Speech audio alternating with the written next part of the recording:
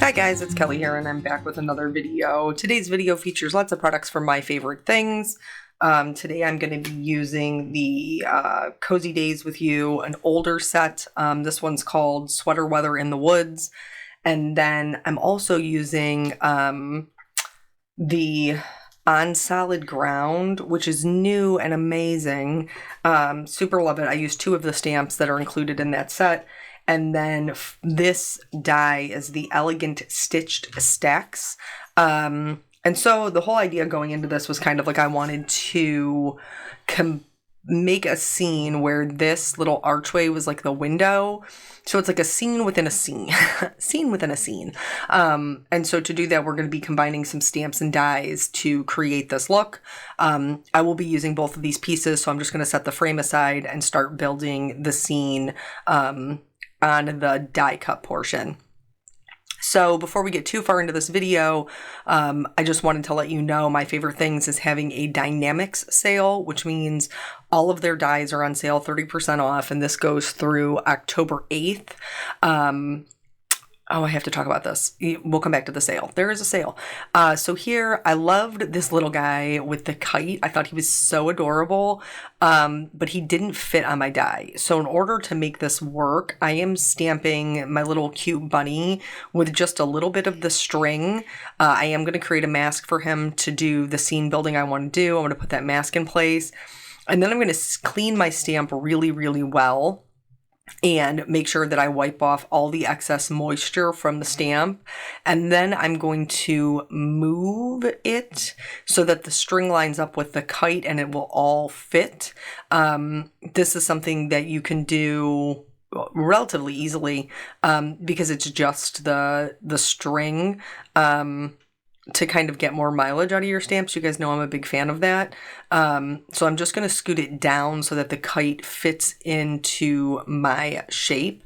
It wasn't 100% perfect lining it up, but I knew that I could just go in with my Micron EK Suggest journaling pen, Copic multiliner, whatever pen of your choice, and that I would be able to connect them into a line that worked.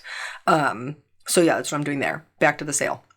So it's 30% off all of their dies, except for what's in the new product or new category, which is pretty common, I think, for most companies.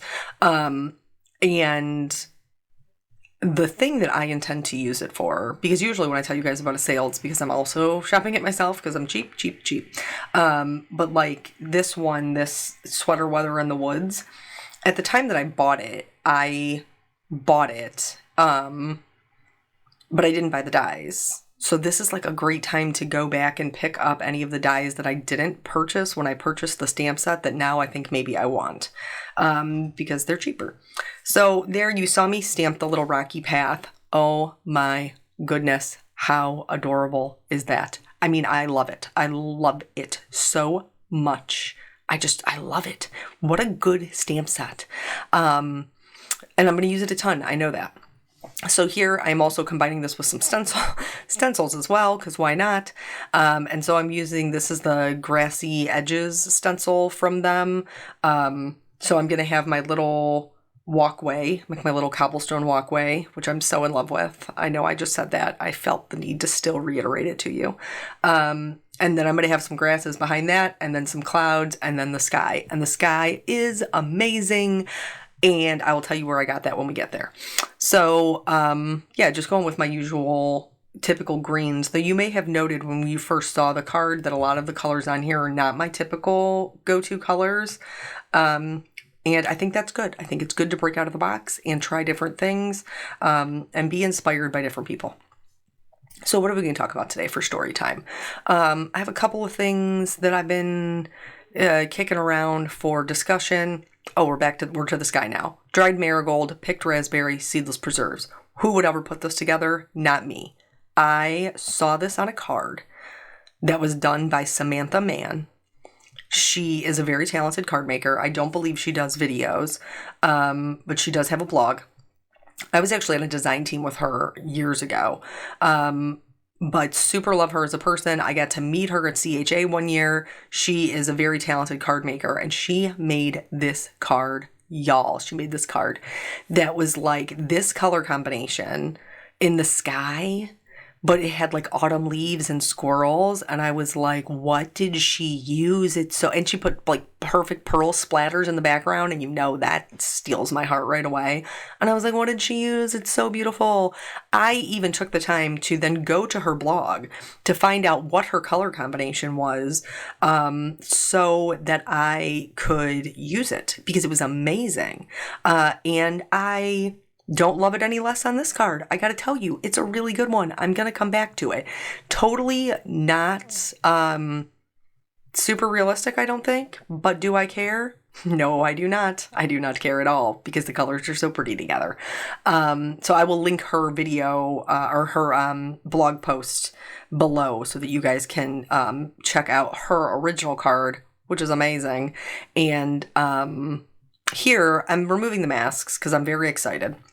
I'm very excited about my sky colors. I'm very excited about my gravel ground. This was a super exciting card for me. But then I realized that I wanted to add some shading to the gravel. And so I had to put my mask for my bunny back in place. And then I just used, obviously you can see the same piece of masking tape to mask off the top portion that I used to mask off the bottom portion. And for the ground, I'm just using a gray and a black, hickory smoke and black soot. Nothing super special here, just to give me a base color and save me on my Copics. Pretty much what I use a lot of distress inking for. So now at this point, super happy with the way that is. But now I have to build the outside scene, which is actually the inside scene. So for this, I'm getting my placement correct for these hardwood floors by using that window frame because I needed to make sure it would fit on my card. And I'm going to use the hardwood floor. You guys know in my cards, I oftentimes create my own hardwood floor. Do I love having a stamp that makes it much easier to just stamp it instead of create it myself? Yes, I do. Also, love that. These two little guys, there's a lot of cute little characters in this sweater weather in the woods. I also have the sweater weather on Safari, but I did not use that one. I used this one instead. But anyway, there's a lot of cute little guys, a bear, an owl, and a little fox. But I went with the moose and the little beaver based on their size. That's why I went with them. Here, I am creating a baseboard. That's what I'm doing so that I have a bit of separation between the hardwood floor and the wall color. Now, based on Samantha's sky colors, which I super loved, I realized that it was a little bit dustier, makes it sound terrible, but I realized that it was a little bit more muted palette than I normally go with, and so because of that, I chose a more muted wall color, which is the Stormy Sky. Still blue, because blue is my boyfriend, in all forms. It does not matter what form he takes. If he's dusty, if he's bright, if he's light, if he's dark, I don't care. I love him in all ways. So that is how this is obviously very sped up. At this point, I was like, hey, I should use these magnets that I bought to go with my board. And I only put one down and it didn't work. And then I was going to give up. And I was like, let's try two. And two totally worked much better. And then I didn't have to worry about little fingerprints, even though as I'm watching this, I can see I still have my hand on the card, probably just out of habit. So once I was done ink blending the wall color, my paint color, if you will, I'm not worried about the middle because my scene in my scene is going to go right over that. I chose a blonder wood color for my hardwood because I really kind of I didn't want anything that was going to detract away from this beautiful little outside window scene. I wanted something that was going to be a supporting actor, not that was going to kind of take over it. So I chose some lighter colors, and I did repeat these throughout my card. If you choose to do scene building or you choose to do maybe what would be busier cards like this one is, it helps to tone down the busyness if you use a continuous color palette. So if you use the same colors multiple times within your design, it makes it appear less busy than it really is. Because when you look at this, there's a lot going on. But if you keep those colors the same or similar, it helps to just kind of bring it all together and make it not look just wild. So I used that same color combination for my bunny and for my moose. So just repeated those. Anyway, what I had talked about before was like I had kicked around a couple of things that we could talk about for story time. But I think the one that I want to talk about this video is a smidge longer, but not too terribly long. I've definitely had longer. Yes, yes, I have. But before I forget to tell you, I did pick a winner, and I notified her in her comment. Judy was the winner. I don't know how to pronounce your last name. It started with an N. I apologize. And I let Peanut pick the winner, just in case you guys were wondering how that was done. And but she has not gotten back to me at this point. So Judy, if you're watching, please send me an email. Here for the cobblestones, in order to make them kind of pop up, I am putting a darker color behind, like in between them. And I just did that across the board. And then I'm going to go in with some other grays and just add some shading to the bottom of the stones, as well as underneath where my little rabbit is walking.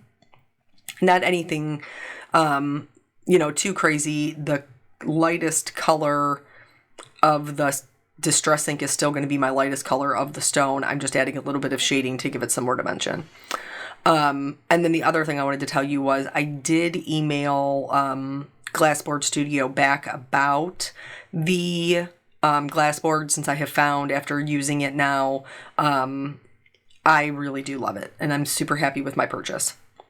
So I will love to send those savings on to you guys, and as soon as that coupon code comes through, I will share it. So be on the lookout for that as well. Here, what I'm doing is it lazy Copa coloring or is it smart Copa coloring? I'm not really sure.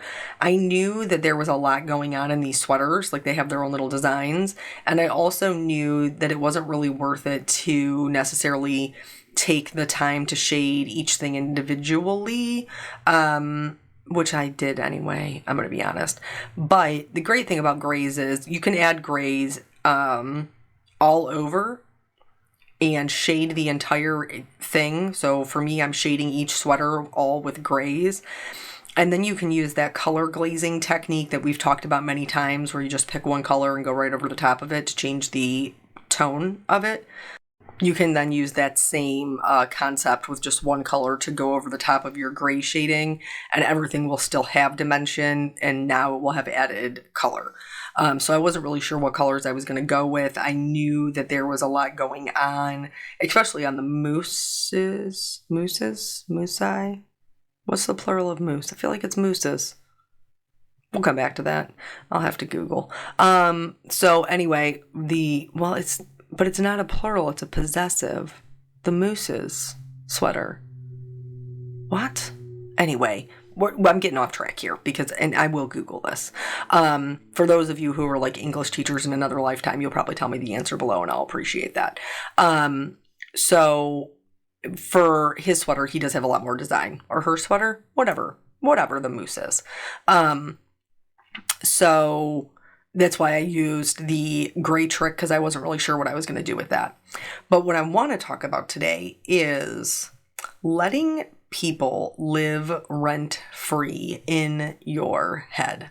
In two different circumstances this week, I was talking to friends, and one of them was a friend who works in the industry that she works in. She is a independent contractor. She was hired to do a job. She did the job and worked with this particular company a couple of times. And then it just kind of stopped. The communication just stopped. And she was very much feeling like she had done something wrong. There was no communication. They stopped interacting with her in ways in which they normally interacted with her. They stopped sending her things they normally would send her. And she basically felt like she had done something wrong or had not done a good enough job and was left wanting in some way. And we had a discussion about what she knew about the history of the company, and that what was happening to her had happened to multiple other people. And I told her, I was like, dude, you have to stop giving this person or this company or so much power about the way that you view yourself, because it has nothing to do with you. It's got nothing to do with you.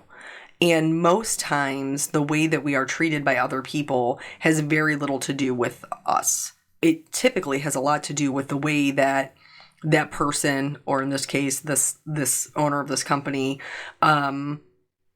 it has to do with their own issues.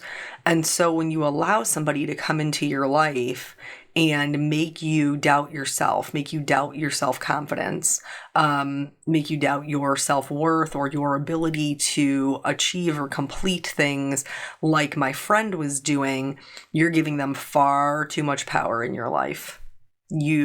Stop doing that immediately. Stop it immediately. Please stop that.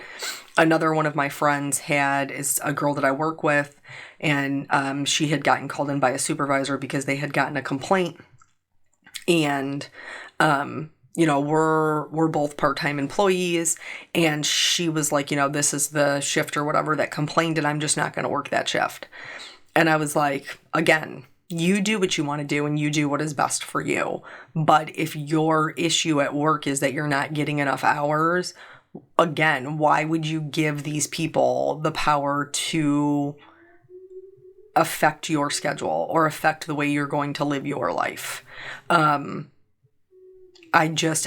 don't, and not that I don't ever suffer from self-doubt, or that I don't ever have issues with my self-confidence, or that I don't remember every single mistake I have made dispatching police, fire, and EMS in the almost 20 years I've been doing it. I could tell you mistakes that I made early on. I could tell you mistakes I made in the middle of my career, because they stay with me.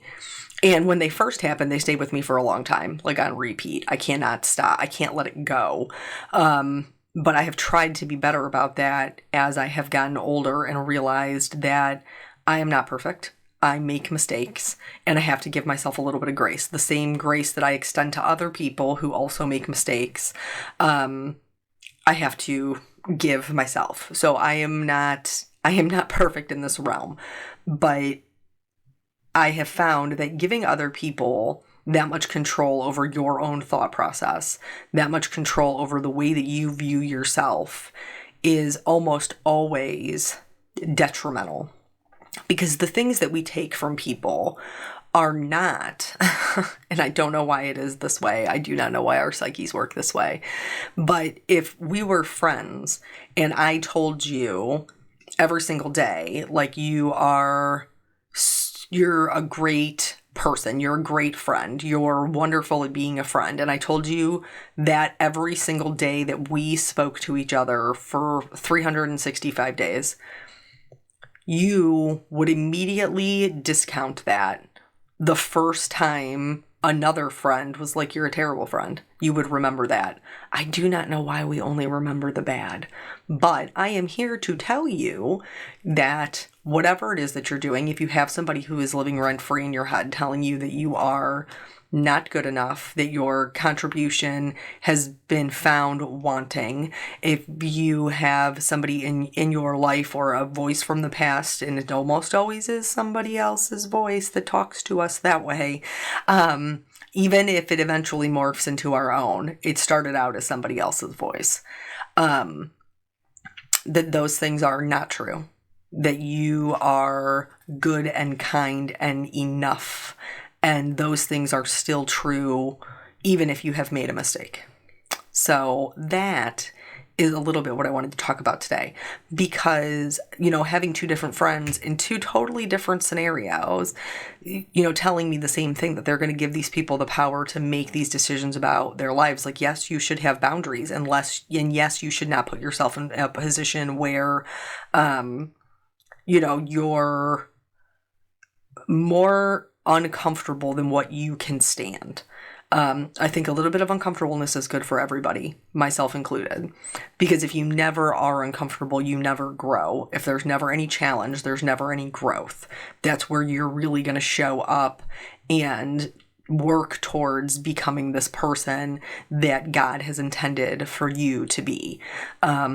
Because if I had never had, back to the card. So this little beaver, see, I just went over it with my lightest color and it still has dimension.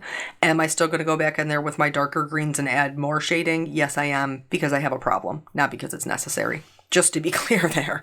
But like all of the things that I have been through in my life, and there are things that, you know, I share with you guys. There are things that I share with you guys on the outskirts of it. And there are things that have happened in my life personally that I choose not to share. Because I do think that card making is supposed to be, you know, kind of our happy place, our escape. And some of those things are super heavy. And some of them are unavoidable, like, you know, the passing of my grandmother. Because I share those stories with you guys, those are things that I feel like I would be doing you a disservice if I didn't also share the full story for those. But there's other things, you know, that have happened personally that I don't necessarily share with you guys. I consciously make a choice to never share when my husband and I have an argument. We're not a perfect couple. We argue, we have fights. And he is still wonderful, but that doesn't mean we always get along, because I'm not easy, that's for sure. But I consciously make an effort not to share those things with you, because my husband's flaws are none of your business. That's how I feel about it. Not that I don't love you guys, or not that there isn't a connection there, but I don't share those with people I work with or anything like that, because it shapes the way that he is viewed by people, and the only input that you have is mine, and that's unfair. That's unfair to him. But we totally got off track here. But anywho, my point was, I try to be open and I try to share a lot of things with you, and the struggles that I have had in my life have shaped me to be this person that I am, and this person who knows my worth, and this person who is confident in my ability to not only stand up for myself, but to stand up for others. And so with that knowledge, I want to make sure that you know that if there's somebody who's talking to you in your head that is not a nice person and is making you question your self-worth, that person is a liar. You are enough. You are worth, I don't even say something, because you're worth everything. Like you in and of yourself, with all of your flaws and all of your issues or anxieties or struggles, like you are enough just the way that you are. So now let's go back to the card. So I did all my coloring, and now I went back and forth on the sentiment. I knew I wanted to do some white heat embossing to kind of bring in that white border. And I went back and forth on whether or not just to stamp it in the sky or to put it on a label. I chose to put it on the label because I knew I was going to pop up my two little guys. And I wanted a third element to pop up to kind of solidify that triangle. So that is what I did. The little guys I didn't talk about because I was on my soapbox. I did fussy cut them out and then go around them with a water-based marker. Once I pick up the dies from this sale, I won't need to do that anymore. But I never have minded fussy cutting, and so that did not bother me in the slightest to do that. And I think that they fit very nicely into the scene. I'm going to start with my frame when it comes to building the card, because that is the most important part for the fit. I need to make sure that fits on my card, and it does. So then from there, I can put in my little window scene. This I think is super cute in and of itself. But of course, I wanted to add in my other little characters because my sentiment says when friends gather, memories are made. And so in my head, like, these little guys are, you know, sitting around chatting, having coffee, watching their friend kind of come up the walkway with his or hers sweet little kite, and getting ready to join the party. So I did pop these up on foam and adhered them down. Same with my sentiment to kind of fill up that sky area a little bit. Still love that color combination. I think it's so cute. I'm going to use it like 800 more times. I already know. And then I did go back in once they were in and just do some little highlights with my white gel pen. I added some polka dots to the kite. I added some white stripes in the scarf, and then just some little added white details on each of the sweaters of my moose and my little beaver. And then the other thing I did was I put a little bit of shading underneath the two on that hardwood floor just to kind of ground them a bit. And I just used one of the same browns. I think it was like the E25 and 23, like what I already had out. And then I blended that out with the lightest color of the floor, which I think was an E30, if I remember correctly. And then that is pretty much it. That is the whole card. And I think it came out super cute. So I hope that you will check out that sale. I hope you will check out Samantha's blog. And that's it. So thank you guys so much for joining me. I appreciate your time, and I will catch you on the next video. Bye.